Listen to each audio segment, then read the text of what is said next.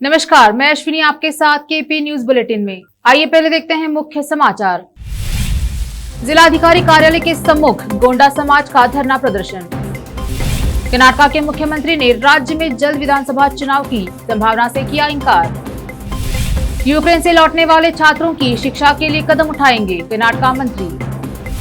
अभी तय करना है कि कहां से चुनाव लड़ना है, कांग्रेस नेता सिद्धरामैया। मोदी लोकसभा में पहुंचे प्रधानमंत्री मोदी तो नारे लगाने लगे भाजपा सांसद। बीजेपी की जीत वाले चारों राज्यों में नई सरकार का गठन, होली के बाद एक नई जंग शुरू होगी। ईरान ने माना हमने ही गिराए थे अमेरिका दूतावास के पास मिसाइल।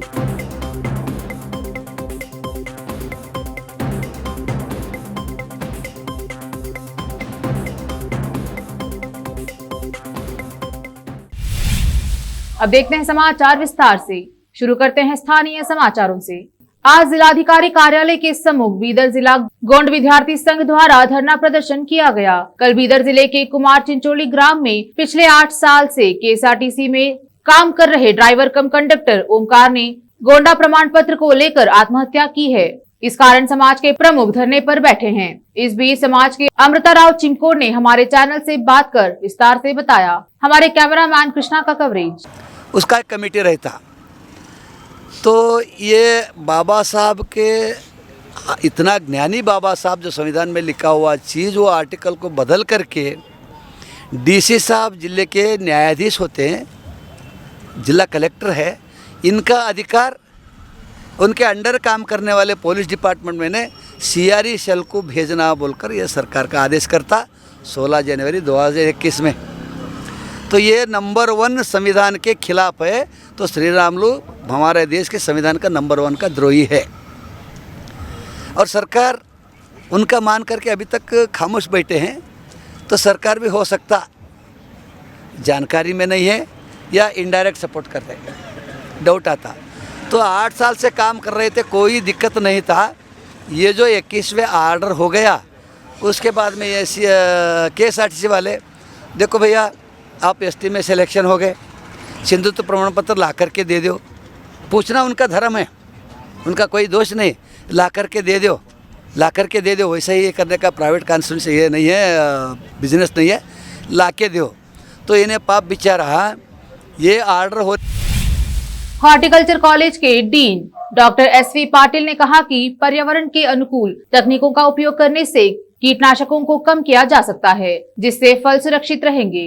वह हाल ही में एक कार्यक्रम में बात कर रहे थे। बीदर के वैज्ञानिकों ने प्रयोग कर गन्ने और फलों के लिए कीटाणुनाशक का उपयोग करने की सलाह दी है। अब देखते हैं समाचार राज्य के। मुख्यमंत्री बसवराज बोमई ने राज्य में जल्द विधानसभा चुनाव की संभावना से इंकार किया। 5 में से 4 राज्यों में विधानसभा चुनाव में भाजपा की जीत के बाद समस्या से पहले चुनाव के बारे में पूछे गए सवाल का जवाब देते हुए उन्होंने कहा, यह सिर्फ अटकलें है और पार्टी में किसी भी स्तर पर इसके बारे में कोई चर्चा नहीं हुई है। दिसंबर में राज्य और गुजरात विधानसभा चुनाव एक साथ कराने की बात चल रही थी। भाजपा के राष्ट्रीय महासचिव सीटी रवि ने भी कहा था कि जल्दी चुनाव कराने की कोई जरूरत नहीं है, क्योंकि इससे कर्नाटक या गुजरात को कोई फायदा नहीं होगा। कर्नाटक के स्वास्थ्य मंत्री के सुधाकर ने सोमवार को कहा कि सरकार युद्धग्रस्त यूक्रेन से लौटे छात्रों को समायोजित करने के उपायों पर विचार कर रही है। उनकी शिक्षा को जारी रखने के लिए उपाय किए जाएंगे। सुधाकर ने विधान परिषद में कहा, हम चिकित्सा पाठ्यक्रमों के लिए शुल्क कम करने के बारे में चर्चा कर रहे हैं। चामुंडेश्वरी के लोगों ने पिछले विधानसभा चुनाव में मुझे खारिज कर दिया था। मैंने अभी तक यह तय नहीं किया है कि 2023 का चुनाव कहां से लड़ूं। सिद्धरामैया ने कहा, कोलार, हुनसूर और चामराजपेट सहित 8 से 10 निर्वाचन क्षेत्रों के नेता मुझे वहां से चुनाव लड़ने के लिए कह रहे हैं, लेकिन मैंने अभी तक फैसला नहीं किया है। उन्होंने कहा, कांग्रेस एमएलसी सीएम इब्राहिम के कांग्रेस छोड़ने पर सिद्धरामैया ने कहा कि वह एक अच्छे दोस्त हैं और कांग्रेस ने उन्हें सभी पद दिए जो उनके कद के अनुरूप थे। कांग्रेस ने उन्हें योजना आयोग का उपाध्यक्ष बनाया, जो एक कैबिनेट रैंक के बराबर था, लेकिन उन्होंने कांग्रेस को छोड़ दिया क्योंकि उन्हें परिषद का विपक्ष का नेता नहीं बनाया गया। हाल ही में हुए चुनाव में 5 राज्यों में से 4 में भाजपा के प्रभावशाली प्रदर्शन के साथ केंद्रीय मंत्री प्रहलाद जोशी ने कहा कि यह प्रधानमंत्री नरेंद्र मोदी के नेतृत्व और भाजपा में लोगों का विश्वास था, जिसने पार्टी को विजयी बनाने में मदद की। जोशी ने हुबली हवाई अड्डे पर मीडिया से कहा कि वह मोदी के लिए समर्थन देकर अभिभूत है। मोदी के चारों राज्य के दौरों से भाजपा की जीत हुई। पंजाब में पार्टी के खराब प्रदर्शन पर जोशी ने कहा, हमने हार का स्वाद चखा क्योंकि हम शिरोमणि अकाली दल के जूनियर पार्टनर थे। हालांकि बीजेपी को 7% वोट शेयर मिला था। हम अगले चुनाव पर ध्यान देंगे और अभी से काम करना शुरू कर देंगे। अब लेते हैं छोटा सा ब्रेक, जल्द लौटते हैं ब्रेक के बाद। हिंदुस्तान के हर कोने में हम हैं मौजूद। 24 घंटे हालात पर गहरी नजर, खबरों से जुड़े चुपते सवालात और आपको दिखाता है धार्मिक, सामाजिक, राजनीतिक, लोकल और इंटरनेशनल न्यूज की सबसे बेहतर कवरेज, जो आपको रखती है हर पल बाखबर। देश और दुनिया भर की खबर के लिए देखते रहें KP news 24/7। Noor education trust Bidar की ओर से चलाए जाने वाला Noor MEd college Bidar, recognised by NCTE Delhi and affiliated to Gulbarga university Gulbarga. Admission are open for the academic year 2021-22। विशेषज्ञ और सक्षम शिक्षकों द्वारा शिक्षा प्राप्त करने के लिए नूर एमएड कॉलेज में दाखिला लें और शांत वातावरण में शिक्षा प्राप्त करें। बीदर शहर में बेहतर शिक्षा का एकमात्र केंद्र Noor MEd college, Shahpur gate, Bidar. Phone numbers 9945283920, 8482221297। रोगियों की सेवा और देखभाल करना जहां बड़े सम्मान की बात है, वहीं ये एक सम्मानीय पेशा भी है। इस पेशे को अपनाने वालों को नर्स कहा जाता है और इसका प्रशिक्षण लेने को नर्सिंग कहते हैं। इस नर्सिंग कोर्स की शिक्षा लेने के लिए सुखद वातावरण और अच्छे प्रशिक्षण केंद्र की आवश्यकता होती है। नर्सिंग कोर्स की शिक्षा देने वाला बीदर में एकमात्र केंद्र है श्री नानक झिर्रा साहेब फाउंडेशन बीदर की ओर से चलाए जाने वाला Shri Nanak Jhira Sahib college of nursing, affiliated to Rajiv Gandhi university of health science Karnataka, जहां पर विशाल क्लासरूम, बेहतर प्रयोगशाला, कम्युनिटी लैब, न्यूट्रिशन लैब, विशाल और सुखद वातावरण में नर्सिंग की शिक्षा देने की सुविधा, विशाल और सुंदर कॉन्फ्रेंस हॉल, हवादार और बड़ी सी लाइब्रेरी के साथ साथ सभी प्रकार की उपयोग की जाने वाली सामग्री के साथ एनाटॉमी लैब और एडमिनिस्ट्रेशन ऑफिस उपलब्ध है। Vice chairperson Mrs Reshma Kaur की देखरेख में चलाए जाने वाला और प्रिंसिपल मिस्टर महांतेश की निगरानी में बेहतर नर्सिंग ट्रेनिंग का एकमात्र केंद्र Shri Nanak Jhira Sahib college of nursing, near Nehru stadium Bidar. Admission are open for the academic year 2021-22। Phone number 08483228272। Break के बाद आपका स्वागत है। देखते हैं आगे के समाचार। संसद के बजट सत्र के दूसरे चरण के पहले दिन सोमवार को लोकसभा में प्रधानमंत्री नरेंद्र मोदी के आने पर सत्तारूढ़ भाजपा के सदस्यों ने भारत माता की जय और मोदी मोदी के नारे लगाए। लोकसभा में कार्यवाही शुरू होने पर जैसे ही पीएम मोदी सदन में आए, सत्तारूढ़ पार्टी के सदस्य अपने स्थान पर खड़े होकर मेजें थपथपाने लगे। सदस्यों ने भारत माता की जय और मोदी मोदी के नारे लगाए। संसद के बजट सत्र के दूसरे चरण की बैठक ऐसे समय शुरू हुई है जब कुछ ही दिन पहले 5 राज्यों उत्तर प्रदेश, उत्तराखंड, पंजाब, गोवा और मणिपुर में हुए विधानसभा चुनाव के परिणाम आए हैं। इनमें भाजपा ने पंजाब छोड़कर सभी राज्यों में जीत दर्ज की है। पंजाब में आम आदमी पार्टी ने जीत हासिल की है। बीजेपी की जीत वाले चारों राज्यों में नई सरकारों का गठन होली के बाद ही संभव है। उत्तर प्रदेश, उत्तराखंड, गोवा और मणिपुर में होली के बाद मुख्यमंत्री चुने जाएंगे। चारों राज्यों में शपथ ग्रहण समारोह इस तरह आयोजित होगा कि वरिष्ठ नेताओं को सभी जगह जाने में आसानी हो। सरकारों के शपथ ग्रहण के लिए तालमेल किया जा रहा है। उत्तराखंड में होली के अगले दिन विधायक दल की बैठक बुलाई गई है, जिसमें पर्यवेक्षक धर्मेंद्र प्रधान और पीयूष गोयल रहेंगे मौजूद। उत्तराखंड में 20 मार्च को शपथ ग्रहण संभव है। मणिपुर में नवनिर्वाचित विधायक आज शपथ ले रहे हैं। गोवा में नवनिर्वाचित विधायक मंगलवार को शपथ लेंगे। दोनों जगहों पर विधानसभाओं को भंग किया जा चुका है। प्रोटेम स्पीकर शपथ दिलाएंगे। कांग्रेस अध्यक्ष सोनिया गांधी ने 5 राज्यों में पार्टी की ताजा चुनावी हार पर चर्चा के दौरान वरिष्ठ नेताओं को दिए अपने भाषण में राहुल गांधी और प्रियंका गांधी वाड्रा के साथ इस्तीफा देने की पेशकश की।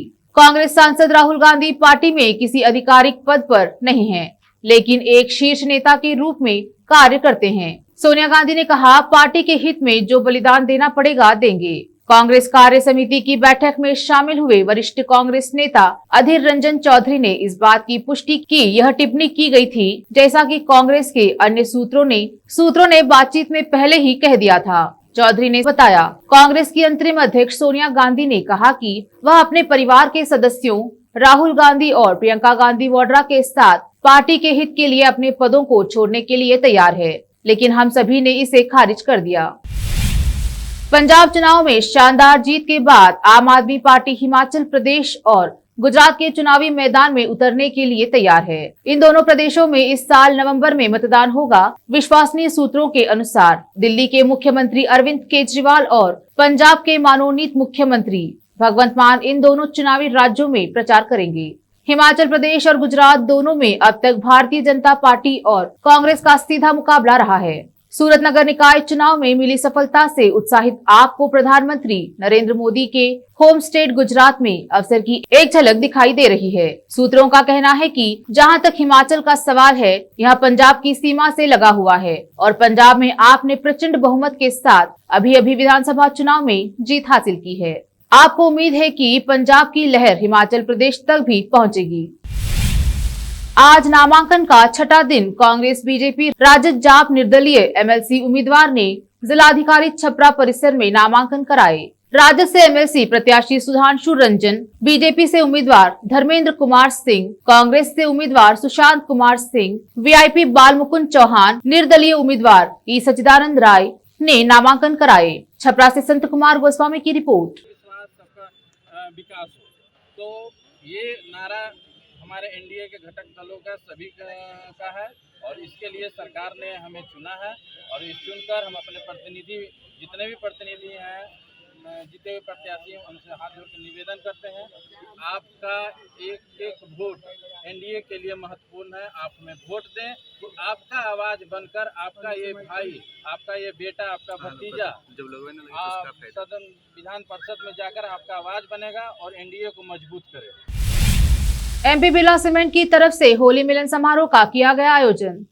आज झांसी से सटे मध्य प्रदेश के ओरछा के एक स्थानीय होटल में एमपी बिरला सीमेंट की ओर से होली मिलन समारोह का आयोजन किया गया, जिसमें एमपी बिरला सीमेंट के चीफ गेस्ट रहे जनरल मैनेजर श्री अमिताभ त्रिपाठी ने कंपनी के बारे में विस्तार से जानकारी दी तथा कंपनी के सभी सदस्यों को बधाई दी। इसके साथ ही होली मिलन समारोह में सुंदर नृत्य प्रस्तुत किया गया तथा एमपी बिरला सीमेंट की तरफ से बहुत से लोगों को उपहार भेंट कर सम्मानित किया गया। झांसी उत्तर प्रदेश से report Harimohan Kashyap. MP Birla company का जूट से उद्घाटन हुआ। नेक्स्ट शिक्षा के क्षेत्र में, अनुसंधान के क्षेत्र में, सामरिक दृष्टिकोण के क्षेत्र में एमपी बिरला सीमेंट है। हमारा सीमेंट प्लांट जैसा सर ने बताया मुकुटवन में नया प्लांट चालू हुआ है, तो हमारी कैपेसिटी 20 मिलियन टन के आसपास हो गई है सर। ये हमारे कुछ प्रीमियम ब्रांड हैं।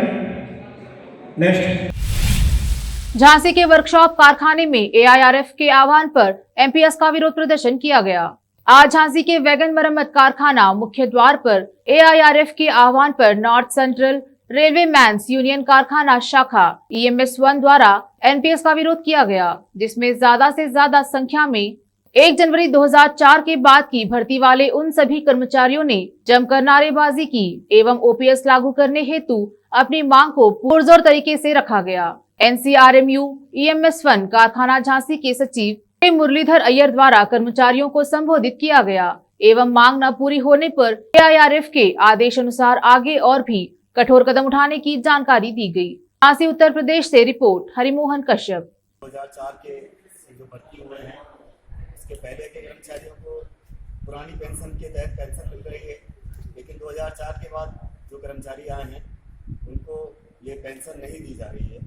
और जो एनपीएस में जो कुछ भी प्रावधान किया गया है उसमें हमारे जो कर्मचारी हैं उनके परिवार और उनका रिटायरमेंट के बाद का जो भविष्य है वो सुरक्षित नहीं है। तो हम लोगों की मांग है कि जैसे कि 4 राज्यों ने जब दे दिया और एक राज्य ने तो जारी ही नहीं किया, ममता जी ने तो अपने राज्य में पश्चिम बंगाल में एनपीएस को लागू ही नहीं होने दिया, तो हमारी भारत सरकार हमारे कर्मचारियों के लिए क्यों नहीं कर सकती है। तो यहाँ ये सबसे सोचने की बात यही है। और आज सबसे ज़्यादा संख्या यूथ की है, हर डिपार्टमेंट में हर सरकारी कर्मचारी जो है अधिकतर उसमें संख्या यूथ की है। तो यूथ आज का जो है बहुत चिंतित है अपने भविष्य को लेके, और इसी के यूथ के लिए ही ये मांग रखी गई है एनपीएस को लागू करने की। हमारे फेडरेशन का AIRF की अभी एक्चुअली हम लोग 2004 से ही जो है एनपीएस का विरोध कर रहे हैं NCRMU के मंच के माध्यम से। और पहले संख्या बहुत कम थी, अब जागरूक हो रहे हैं अपने हक की लड़ाई के लिए। और जो हमारे साथी हैं एनपीएस में जो आते हैं उन साथियों के लिए आपके चैनल के माध्यम से मैं एक संदेश देना चाहूँगा। मत तोड़ो अपने हौसले को, हौसले तोड़ने वाले हजारों में। आज तुम अकेले हो कोई बात नहीं, पर कल साथ देने वाले भी हजारों मिलेंगे आपको। इसलिए लड़ाई जारी रखें और सफलता एक न एक दिन मिलेगी। जैसा कि NCRMU ने कई यूक्रेन पर रूस के हमले के बीच एक नया संघर्ष छिड़ता दिख रहा है। इराक में स्थित अमेरिका के वाणिज्य दूतावास पर ईरान ने मिसाइल गिराने की जिम्मेदारी ली है। इसके साथ ही उसने कहा कि सीरिया में इजराइल के हमलों के जवाब में दागी गई हैं। ईरान का कहना है कि इजरायली हमले में उसकी सेना रेवोल्यूशनरी गार्ड के 2 सदस्य मारे गए थे।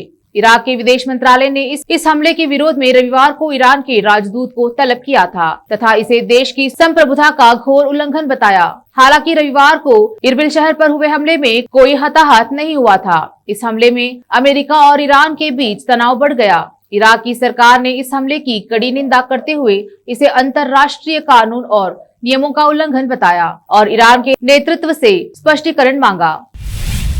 अब देखते हैं समाचार फिल्मों के।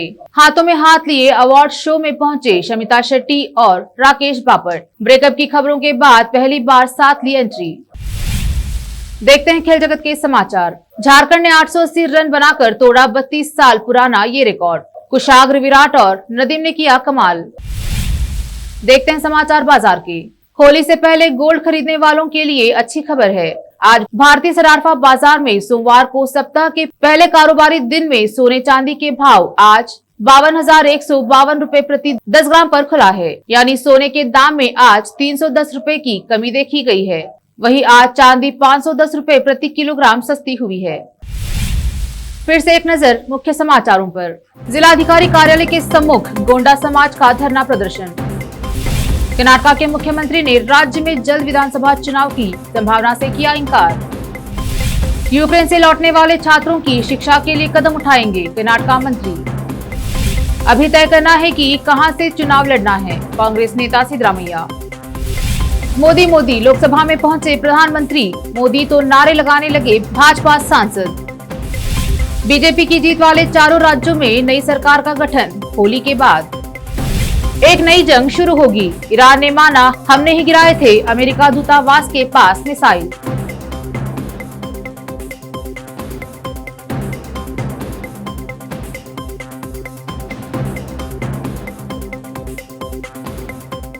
केपी न्यूज में इस वक्त इतना ही। अन्य समाचारों के लिए जुड़े रहिए केपी न्यूज 24/7 से। फिर मुलाकात होगी कुछ और समाचारों के साथ। तब तक के लिए देखते रहिए केपी न्यूज 24/7। धन्यवाद।